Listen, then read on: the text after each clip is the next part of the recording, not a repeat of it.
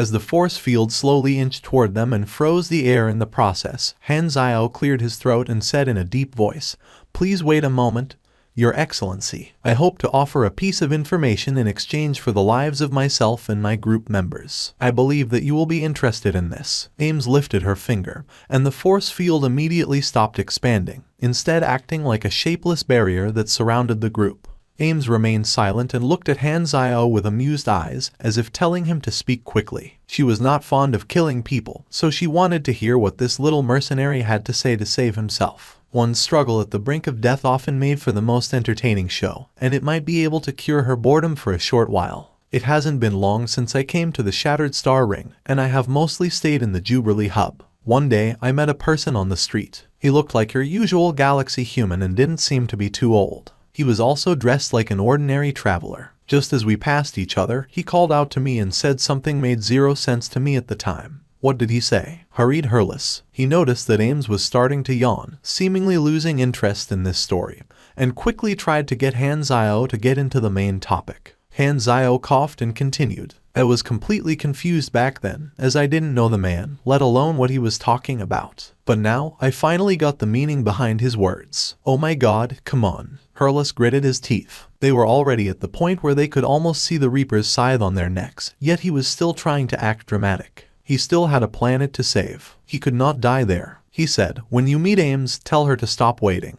I still don't want to see her." Bang! The force field collapsed instantly, knocking the surrounding people out of the room before they slammed back onto the ground. They were still grimacing from the pain when they saw Ames lazily getting up from her throne. However, her face was no longer expressionless and was instead filled with both joy and anger. It was like she had finally received the news that she was waiting for, but it turned out to be bad news. The people present were shocked as they did not know what could cause someone as powerful as her to suddenly lose control of her emotions and power. What did that person look like? I don't remember the details, but he looked like a poor person with messy hair, and he didn't appear to be different from the average passerby. Oh, I remember. The most notable thing about him were his eyes. His pupils were sort of shining, like he pretended to be unsure about it, as if the word was stuck on the tip of his tongue. His eyes are dark like the emptiness of space, while his pupils are like a bright star in the endless darkness, lighting up the whole universe despite its flickering light. Is that what you mean? Asked Ames. Yes, that's it. Han Xiao could finally let out a deep breath. Ames must have thought about the person that he wanted her to think about it. The situation was under control. Ames seemed to dwell in her memories as she murmured to herself, "Why don't you want to see me? Does our promise mean nothing? Didn't you agree to find me again when I became a big name in space?" The guard captain, Wilsander, was shocked. He had never seen this side of his boss. It was as if she had become an abandoned teenage girl in love, and he could hardly take it. Ames was like a goddess in his heart, strong, beautiful, and mysterious. He had been moved to his core the first time he saw her, and he had decided to give up on developing his own faction to instead work under her out of respect for her. He had stayed under her wing ever since, managing this chaotic dumpster day after day. Yes, he was secretly in love with his boss. This was also his motivation for doing his work. At this moment, Wilsander could not have been more jealous of those underlings who were blasted away by Ames' sudden outburst. If he had been knocked out like them, he would not have had to witness this shocking scene. Who is that man that she's speaking about? It can't be her lover. Wilsander felt bitter in his heart, but he also felt a strong sense of curiosity toward this mysterious person. After Ames got back to her senses, she returned to her throne and stared at Han Xiao for a good while before saying slowly, "Since he has already chosen you to send the message, I will give you two options: disintegrate into dust or work for me." "I am more than willing to work under you," said Han Xiao. Becoming Ames's employee was much better than getting a game over on the spot. Ames' past was full of mystery, but Han Xiao knew her secret. A powerful character like Ames had been a focus of the players' attention in the past. The players were able to put together her story from various mission descriptions, and this information was then released onto the forums. Han Xiao basically knew more about her than she did herself, as he also knew about her future. This was not an optimal scenario for him, but even he could not go against the universal law of the strong ruling over the weak. Han Xiao sighed secretly. He was afraid that for a good part of his future, he would have to tightly wear the label of the Dragon Emperor's subordinate around his head. That label was to be both a protective charm and a new responsibility. You have made contact with a new faction. Floating Dragon Island, cold. Just as the guards were about to take away the other people from the 3 big mercenary groups, Goa shuffled close to Han Xiao and said, "We're getting locked up, and you're the only one who can move around freely. Now that you've become Ames's underling, see if you can convince those people to let the silvers go. You're now the only one left who can complete the mission." Porter, Surlini, and the others also all threw glances at Han Xiao as they were getting dragged off, telling him to improvise. Wilcinder walked over and led the others out of the hall to go to another giant building. "Don't worry, since Ames has already recruited you, we're now colleagues. Ames treats all her subordinates decently, so you don't have to worry. I'm now taking you to go see the head butler. She will assign you with your duties," explained Wilcinder passionately. After chatting for a while, Wilcinder could not hold back his curiosity any longer and held Han Xiao's shoulder as he asked, "Hey, Black Star, the person you were talking about earlier, what's his relationship with Ames? I've only met each of them once. How would I know?" Han Xiao's eyebrows rose up as if they sensed something. "It seems like you have feelings for Ames." Wilcinder did not become awkward at all upon hearing the remark and instead laughed aloud. "Haha, although she has never answered my pursuits, my handsome appearance and bravery will surely be able to win her over sooner or later." Handsome. Han Xiao carefully scanned the other person. "If we go back the demon tribe's standards, then maybe your looks would at least be considered to be normal." In truth, that person was not Ames' lover or anything of the sort. That person was her teacher. That person actually did not want to meet Ames, so Han Xiao was not really lying to her. He even let her know about this news earlier so that she did not have to continue waiting for him all that time. Ames' past was clouded in mystery, but it was not because she came from some extraordinary background. She had originally been a very normal girl. She had been abandoned by her family at a very young age and taken in by her teacher. She had then awakened her powers and built her foundations as an esper under her teacher's wing. These two went way back, and the teacher had left her with a promise before leaving for an unknown reason, to find her again once she had made her name known throughout space. However, after she had rose up to her current heights, her teacher was still no way to be seen, giving Han Xiao a chance to pull the earlier trick. They arrived at a tall building. It was the administrative center of Floating Dragon Island in name and was there for people to conduct their daily business. When the group arrived at the rooftop, they saw a large office with 10 or so assistants working their essays off inside. Ames' cousin had the appearance of an ordinary woman and was Ames' close friend. "Jenny, these are the new recruits. See if you got any jobs for them," said Wilcinder the moment that he walked into the room. Head butler Jenny did not even look up at and continued to deal with the documents. Name, power. Her words came out so fast, as if she did not even have a second to spare. Black Star, mechanic, grade B. Han Xiao and the players each stated their basic information. Right after they finished, Jenny said, "Black Star, go report to the logistics manager. The others will all join the guards." After they left the hall, Han Xiao said in a quiet voice, "Hurless, you will be the temporary leader of the other members. Protect them and make sure that they don't cause any trouble." "I know." Hurless nodded. "You be careful, too. I will take care of your team. They will get to form a squad of their own." Although Wilcinder did not look the type, he was actually a very easygoing person. Han Xiao had also been able to get on his good side from their earlier conversation, and so he was willing to lend a hand to help. Floating Dragon Island's logistics work mainly included the repair and maintenance of the device that kept the floating island afloat. Han Xiao went alone to the logistics department and was met with a massive high-tech garage. "You must be Black Star. Welcome. We're currently very short-handed right now, and it's nice that we finally got a new mechanic." Hayer was a very high-level mechanic who had been working for Ames for a long time. The logistics department did not really set any strict rules or regulations on its employees, so many spent their free time working on their own machines. Although this was never explicitly stated, it seemed like they could also use the rare and unique materials on this island for themselves, such as the Void Dragon's skeletons. After the standard introductory procedure, Han Xiao officially became one of them. In the slave market, Horlade was very excited when he found that the silvers had been captured. He had been trying to find a client for these past few days. Many buyers had secretly offered him their prices, but he was not happy with all of them and was still in the middle of the bargaining stage. That day, Horlade received a communication request from the base. "Haha, you're still alive." Horlade made fun of the caller. "I almost died." He wanted his money. "The silvers have already been handed to you. Where are you going to hand me my pay?" "What pay? What do you mean?" Peggy frowned. "Are you not planning on paying me?" No.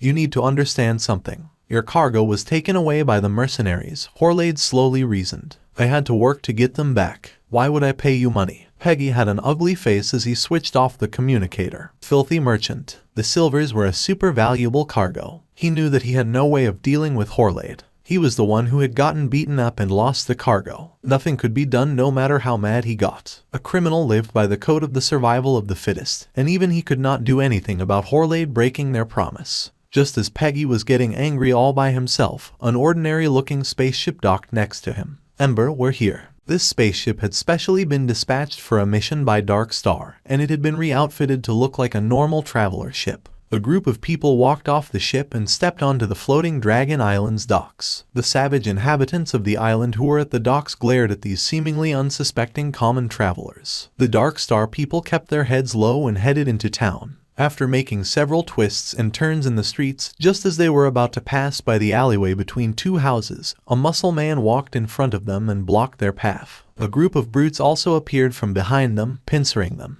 This isn't the kind of place that ordinary people should visit. I suggest you guys pay up for that advice. The pirate who acted as the leader of the ambushers said this as he calmly pointed his gun at the newcomer's leader. The other pirates also smiled creepily. However, their leader failed to make any more sounds after that sentence, and they started to feel like it was odd. One of the lackeys lightly shook the leader's shoulder, and suddenly, the leader's head came rolling off and fell onto the ground. His clothes also fell onto the floor, and black-colored dust wafted off them. The pirates' hesitation instantly changed into fear, and they ran. However, they could not get very far before they all disintegrated into dust particles, leaving piles of clothing on the floor. The Dark Star's people could not even be bothered to spare another glance before they quickly went on their way as if they had long become used to this scene. This was their captain's ability, Ember. The ability could, to an extent, control carbon molecules, making it a huge control to all carbon-based organisms. As long as his enemies had even a speck of carbon molecules in their bodies, he could deal some devastating true damage to them by a thought of his mind.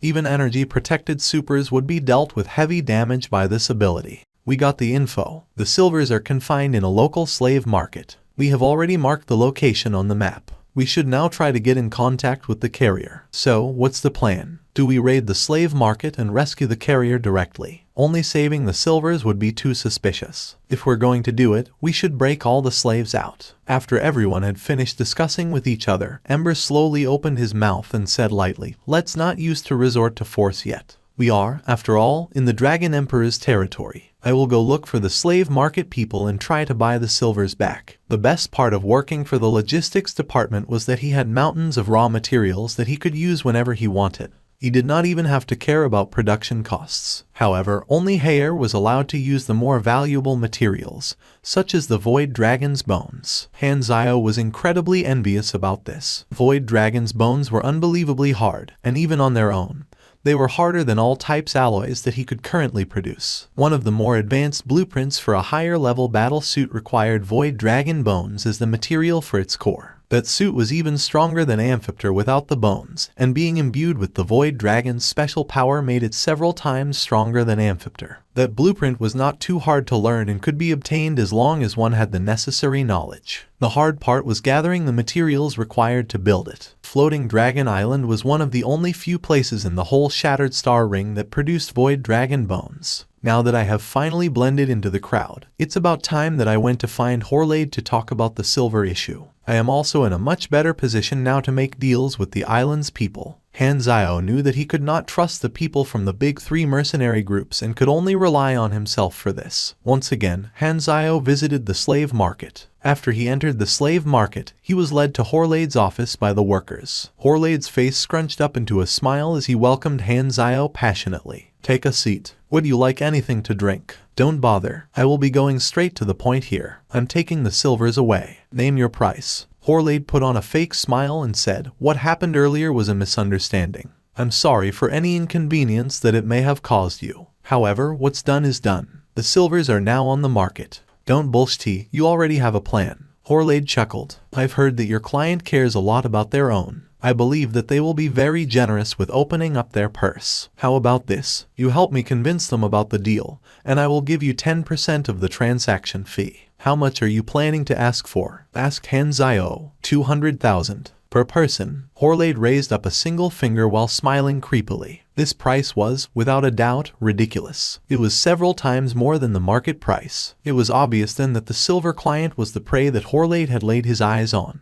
Xiao took out the communicator and called the employer. The face of the silver showed up on the screen. The silver was surprised when they saw Xiao. After thinking for a while, they finally remembered that Xiao was one of their mercenaries. Hehe, your comrades are in my hands. Horlade straightened his clothes, and he started to list his demands. The silver raged. That's too expensive. We can't accept that price. Sorry, you are in no position to talk back, Horlade said back in a deep and firm voice. The hostages were in his hands, and he was confident that the silver wouldn't abandon their people. 3 million INAs was a lot, but the silver's pockets was deep enough so they could still squeeze enough money. We'll need time to discuss. The silver ground his teeth, but he could not reject the offer. Call me after you reach a conclusion, but there is a time limit. A lot of our dear customers really want to buy your friends, so you are not the only buyer, Horlade threatened. Xiao turned off his communicator and left without any expression. As Xiao stepped outside of the door, a man wearing a mask was trying to get into the room. They brushed past each other's shoulders, and time froze at that moment. Xiao's hair all stood up, and he felt something sharp pointing on his forehead. They acted like nothing happened and kept on walking. After several steps, Xiao looked back at the man. With greater power, he also had a better sense on the outside world. He felt endangered after getting close to a powerful being, and that was the feeling that the man in the mask gave Xiao. Ember, the masked man, also went to try and buy the silver. How much are you offering? Horlade asked. 50,000 per person. Horlade shook his head and seemed disinterested. Ember frowned. This price is already 50% more than the original price. Why are you still refusing? There's someone who's paying more, Horlade replied. 70,000, Ember added. Horlade still shook his head. 100,000. That's my final offer. Not enough. Then how much do you want? Ember was patient. Horlade laughed. The generous buyer is offering 210,000 per person. Of course, the deal is not yet settled. But, if you are able to pay more than 200,000, then that fact might change. Okay, I will think about it. Ember nodded and left the slave market. Leader, how's the negotiation? His team member asked. Change of plans. We will take the hostages by force. Dark Star had the money to pay, but it was not worth it. Even if they settled on the price, there was a chance that the manager would increase the price again. What kind of organization was the Dark Star? They were the bad guys. If they obeyed such orders, what would happen to their dignity as villains? Under the cover of darkness, the team infiltrated the slave market. Ember quickly found the underground prison and confirmed that their targets were there. Because of the power outage, all the locks in the slave market had deactivated. Ember and his team walked through the prison with ease as they opened the door. A few minutes earlier, when the power was cut, the logistics office received a report. The system gave the task of repairing the problem to Xiao. Emergency mission. Xiao was repairing a burrow nearby. He dropped everything and headed to the slave market district. Something's fishy. Xiao's face turned serious as he realized that something bad was happening. He activated his jetpack and rushed toward the slave market. As soon as he reached there, he smelled the dense sleeping gas. You inhaled strong anesthetic gas. Calculating the effect. Your end is over 100 points. You are immune to hypnosis. Your end is over 150. You are immune to drowsiness. They found us. On the other hand, Xiao was even more shocked upon seeing someone rescuing the silvers. Who the FCK took over my job. Did our employer find another mercenaries? Are we on the same side? Xiao could not determine the identity of the other man. Before he could say anything, Ember tried to control the carbon molecules in Xiao's body and turn him into dust. You received Ember's attack. You received 1146 true damage. You received Ember's attack. You received 988 true damage. Your ability activated. All true damage is nullified. Through the interface, Xiao saw the -0 damage that filled his screen. Nothing happened. Ember's expression froze behind the mask. He could feel the carbon molecules in Xiao's body, but he could not move them like those of other people. He suddenly felt the molecules in Xiao's body tighten and become as hard as stone. Looks like he's an enemy. Xiao focused, and the armor covered his body. He entered battle mode and used without hesitation.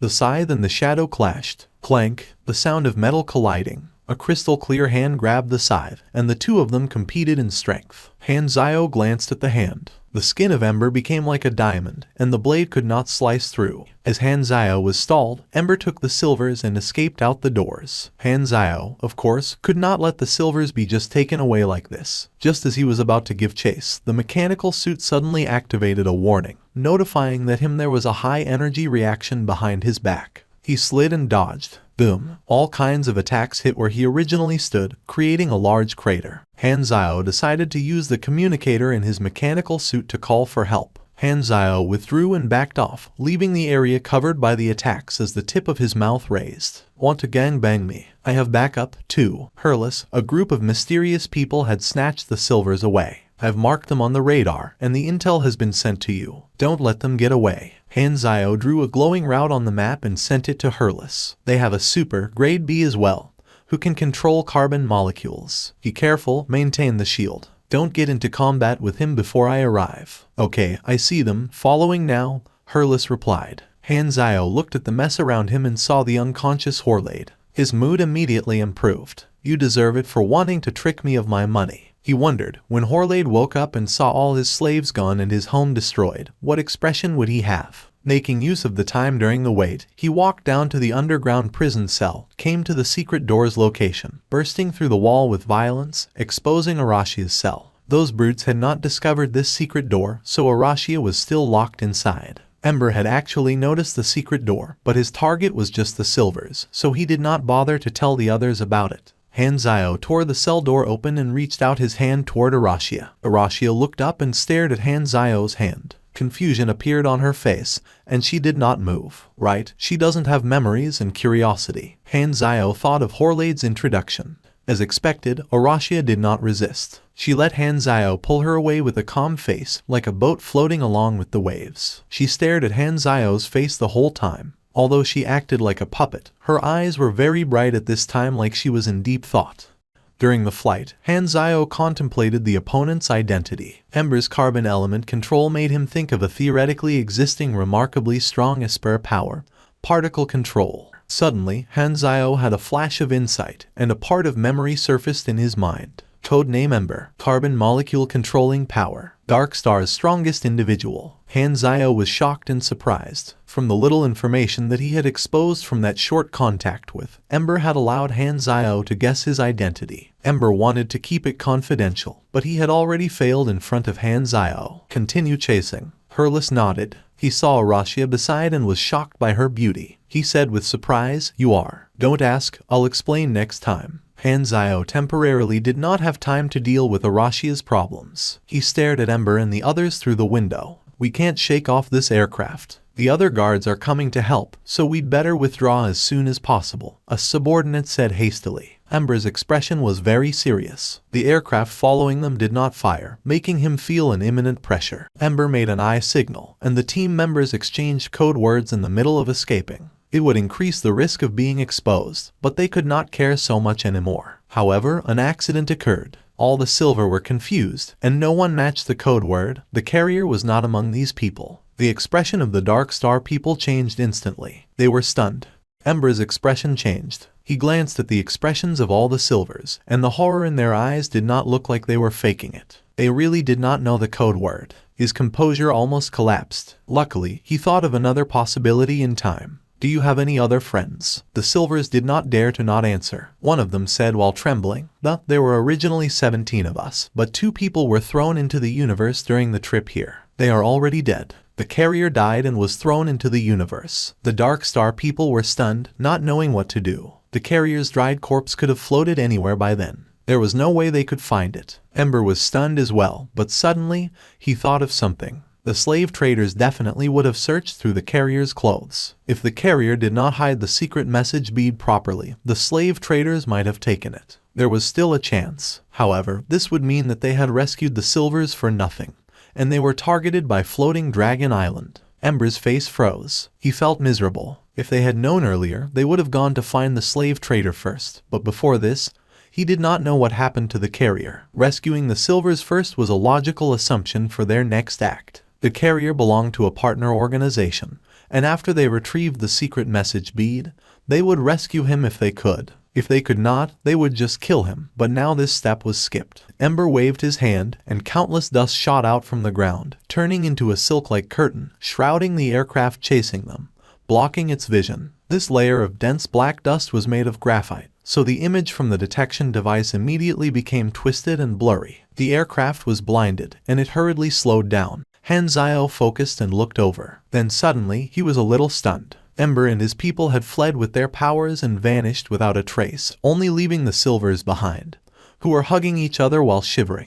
They were meaningless to Ember now, so they had been abandoned. Not only did that make it easier for them to escape, it would also calm the dragon guards down. At this time, the graphite barrier was dismissed and fell onto the ground. This meant that Ember was already far away, and the aircraft had left the area of his power. He ran so fast. Herles was surprised. As he was about to make the order of continuing the chase, Xiao suddenly raised his hand, stopped him, and said, "Don't chase anymore. No point. Why? Is it okay to let them escape? Just say we can't catch them." Xiao's eyes sparkled. "Didn't you guys notice? These brutes have really helped us." They were stunned before looking over at where Xiao was pointing it to see the Silvers on the ground. Then, they realized, and surprise appeared on their faces. "That's right. Our hiring mission is to rescue the Silvers." After so many things, the Silvers had finally been rescued in a strange way.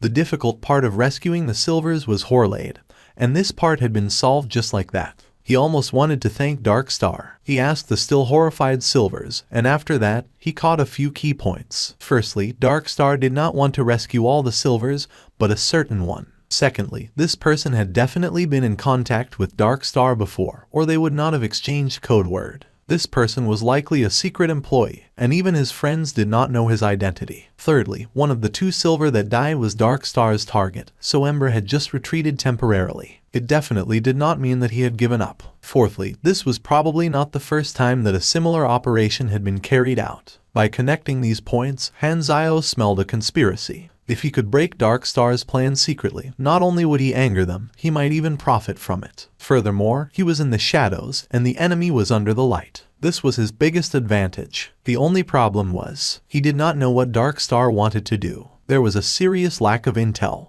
The guards cleaned up the ruins of the slave market. Unconscious people were carried aside, and Horlade's eyes opened slowly. He had finally awoken. Horlade looked up. He was still lost and confused. Then, he stared directly at the ruins before him, slowly coming to recognize this familiar outline. "Why did my home turn into this?" The guard described what had happened. Knowing the enemies had been captured, Horlade's eyes sparkled, and he hastily asked, "Then what about my slaves? Where are they? Give them back to me now." At this time, a voice full of justice appeared from the side. "Horlade, don't worry. I will definitely catch back all the slaves for you, minimizing your damages." Horlade turned and looked over immediately. He was very surprised. The owner of the voice was Xiao. He walked over with wide strides, and behind them followed all the slaves, including the Silvers. "These are all my slaves." Horlade was overjoyed. Xiao's face was filled with justice.